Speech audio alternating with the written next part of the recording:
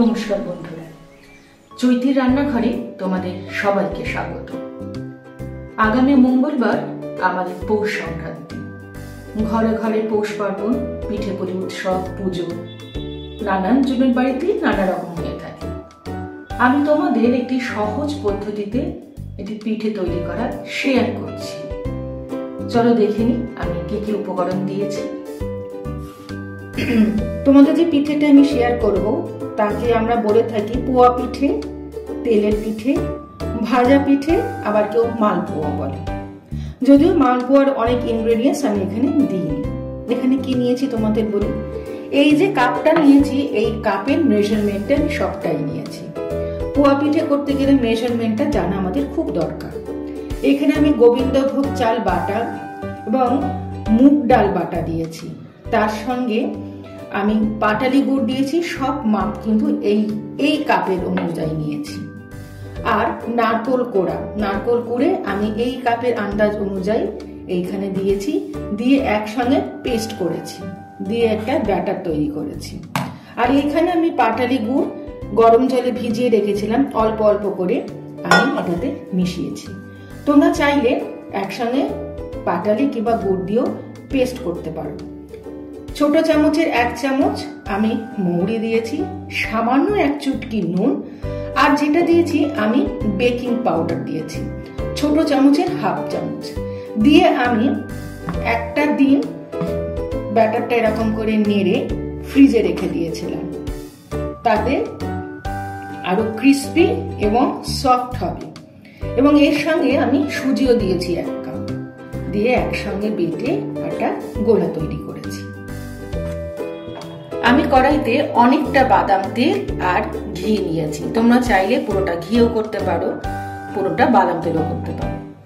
আমি গ্যাসটাকে সিম করে দিয়েছিলাম, তবে পিঠে ভাজার জন্য মিডিয়াম টু হাই করে দিতে হবে। একদম হাই করে দিলে হবে না, তাহলে পিঠে ফুলবে না এবং ওপরটা পুড়ে যাবে, ভেতরটা কাঁচা থাকবে। আর একটুখানি গরম হলে আমি পিঠে করতে দিয়ে দেবো গোলার থেকে।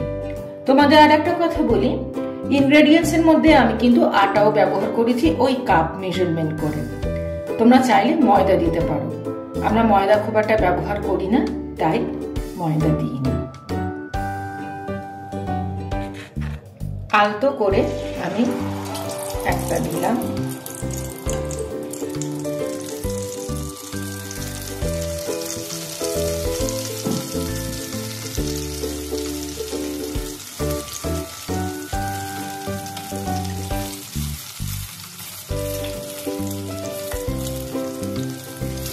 অনেক সময় প্রথম 1-2টো কিন্তু নষ্ট হতে পারে।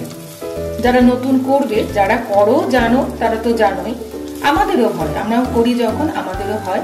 তাতে ভয় পাবার কিছু নেই। 1-2টো খারাপ হতেই পারে, পরের দিকে কিন্তু দেখতে সুন্দরও হয়, খেতেও খুব টেস্টি হবে। তোমরা চাইলে এটাকে এরকম করে নিয়ে, অনেকে তোমার মালপোয়া পিঠেও বলেন, সেটাকে তোমরা আবার রসেও ভিজিয়ে দিতে পারো।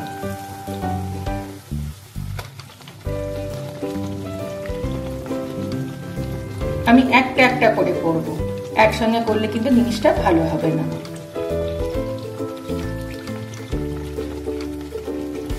প্রত্যেকটা জিনিস তোমরা তোমাদের পরিমাপ অনুযায়ী করবে।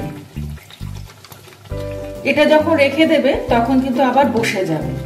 তখন চাইলে তোমরা মুগ ডালের ওই বড়া পিঠে করতে পারো, রস বড়া করতে পারো। যেহেতু আটা দেওয়া আছে, সুজি দেওয়া আছে, মানে ব্যাটার একসঙ্গে করে রাখলে যখন তোমার পোয়া পিঠে করলে বা এরকম মালপোয়া করলে পরে কিন্তু তোমরা অন্য কিছু বানাতেই পারো। অন্তত আমি তো তাই করি। আমার একটা পিঠে হয়ে গেছে। গোলাটাকে প্রত্যেকবার যখনই দেখবে খুব ভালো করে একবার করে নাড়িয়ে দেবে, কারণ ভেতরে যখন নাড়ানো হচ্ছে না তখন ঠিক হয়ে যাচ্ছে। মিষ্টি কম বেশি, জিনিসের পরিমাণ কম বেশি হতেই পারে।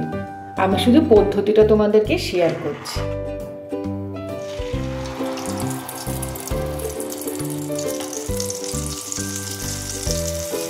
দেখো বন্ধুরা কিরকম ফুলে যাচ্ছে।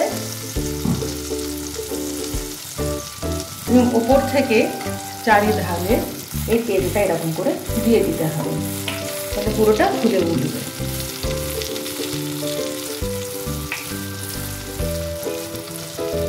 এবং বেকিং পাউডার দিয়েছি বলে পিঠেটা ক্রিস্পিও হবে, খেতেও খুব ভালো লাগবে। একে চাল বাটা, আটা, সুজি, মুগ ডাল এবং তার সঙ্গে বেকিং পাউডার,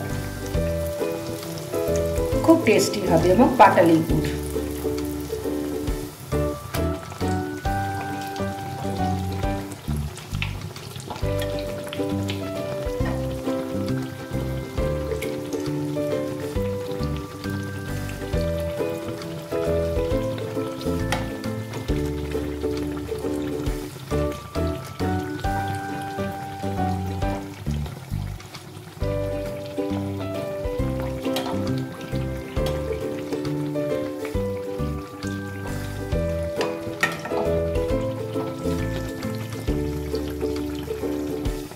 বন্ধুরা, তৈরি হয়ে গেছে আমার মুগের ডাল দিয়ে তেলের পিঠা।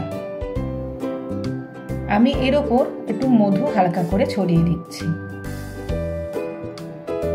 কেউ পোয়া পিঠা বলে, কেউ মালপোয়া বলে, আমরা নানা রকম ভাবেই বলে থাকি, কিন্তু অ্যাকচুয়াল তেলের পিঠা পোয়া পিঠাই বলি।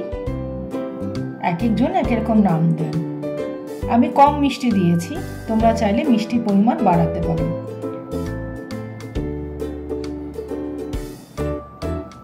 অবশ্যই বলবে তোমাদের সহজ রেসিপিটি কিরকম লেগেছে।